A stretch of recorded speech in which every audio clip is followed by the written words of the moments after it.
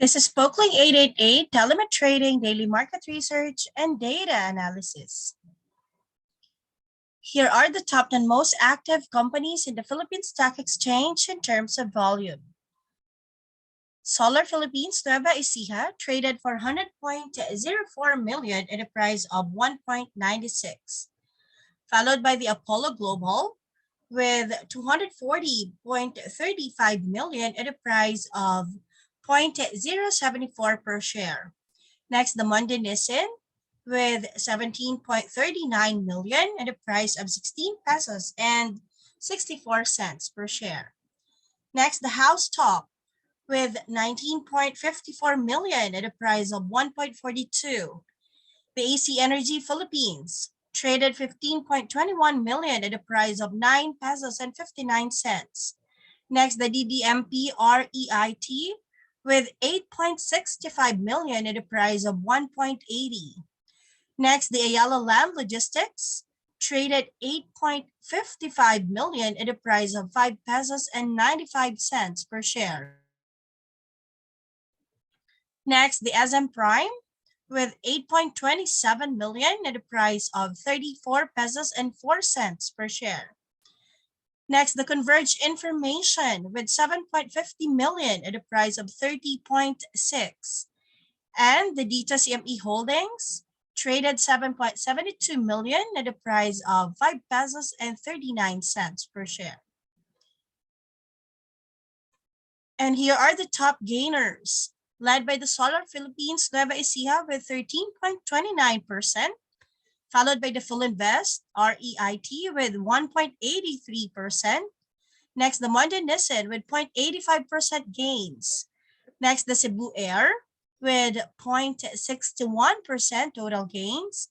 And the A. Brown Company with 0.10% total gains. And the notable decliners are the following. House Stock with 5.33% losses, followed by the Altus Property Ventures with 4.76%. Next, the Medalines Distributors lost 4.42%, followed by the All Day Marts with losses of 3.28%. Next, the MREIT with 1.79%, followed by the Keepers Holdings with 1.45% losses. Next, the RL Commercial with 0.58%, and the DDMP REIT with losses of 0.55%.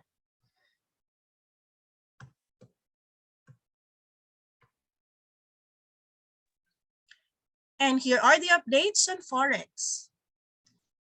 For US dollar, the dollar index firmed up above 95.5, while the offshore yuan advanced to a more than 3.5-year high round with 6.33 per dollar, while the Australian dollar slipped below 0.719 US dollar.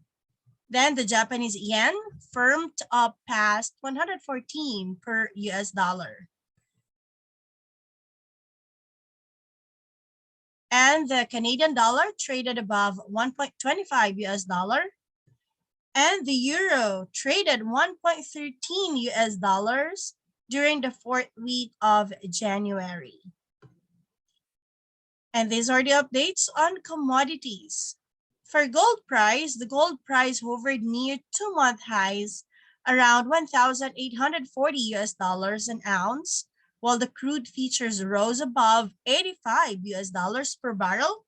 The Brent crude futures rose above 88 US dollars per barrel, and the US natural gas futures jumped towards 4 US dollars per million British thermal units. And these are the updates on stock market. In US, the US stock futures rose slightly on Monday following last week's sharp losses. Dow futures edged up 0.4%, while S&P 500 and NASDAQ 100 futures gained 0.5% and 0.9% respectively. In New Zealand,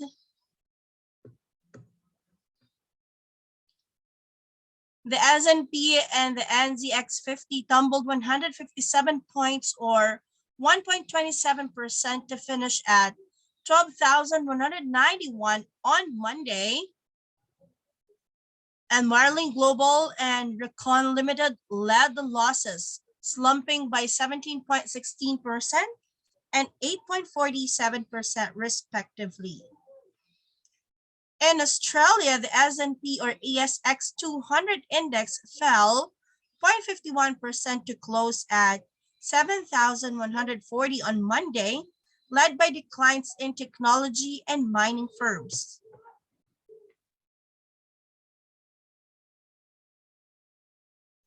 Australian tech stocks tracked Wall Street peers lower with losses from BrainChip Holdings 5.7%, Zero with 0.9%, and Aristocrat Leisure with 1.08%.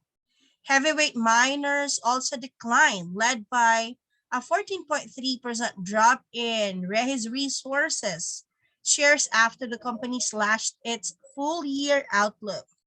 Other losers in the sector include Fortescue Metals, 2.01%, Mineral Resource, 3.5%, and Pilbara Minerals with 2.53%. Gold, energy, and financial stocks follow the wider market lower. In United Kingdom, the FTSE 100 was little changed at 7,490 on Monday, extending a 0.6% fall last week. In Italy, the FTSE MIB extended last week's losses to fall 2% and trade around the 26,550 level on Monday. On the corporate front, utilities and technology stocks led the losses. Enel and Snam fell over 2% as new government measures may result in a much higher domestic gas output to curb surging energy bills.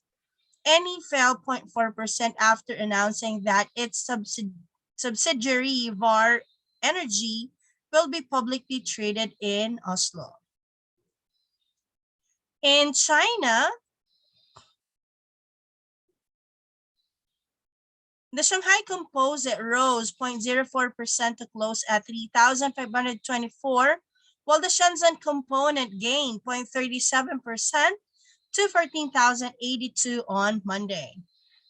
In Japan, the Nikkei 225 index rose 0.24% to close at 27,588, while the broader topics index edged up 0.14% to 1,930 on Monday, as gains in financial, retail, and select heavyweights offset losses in technology stocks.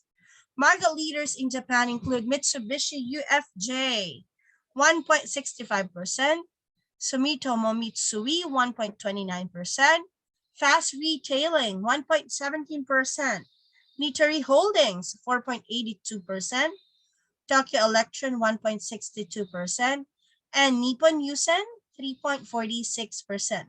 While some of the loggers were SoftBank with 2.41% losses, Recruit Holdings, 1.05%, and Shift Incorporated with 5.35% losses.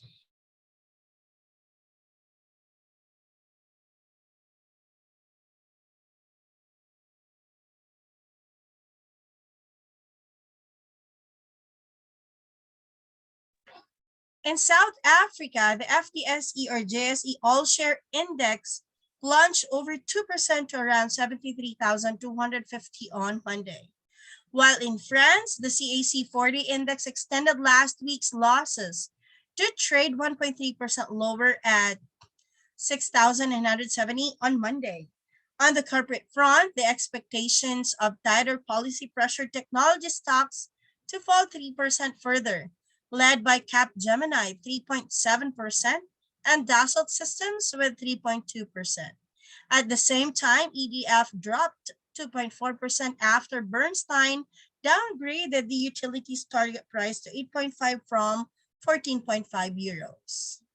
In Europe, equity markets in Europe traded in the red on Monday, extending last week's losses, with Frankfurt's DAX 30 falling 0.6% at the open and other major bourses retreating between 0.1% and 0.5%. And here is a trivia. Venezuela's public companies quadruple foreign currency sales to central bank. Sales of foreign currency by Venezuela's public companies include oil producer PDVSA to the South American country's central bank quadrupled in 2021, according to a document seen by Reuters. Advisors to President Nicolas Maduro's administration spoke to investors and bondholders from Europe and the United States about their country's economic potential during a call organized by the Spanish Chamber of Commerce in Venezuela on Wednesday. Two sources familiar with the matter said.